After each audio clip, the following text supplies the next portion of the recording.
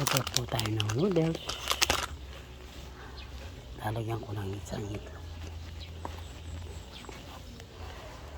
Kumulo na po sa kanina, pinatay ko lang.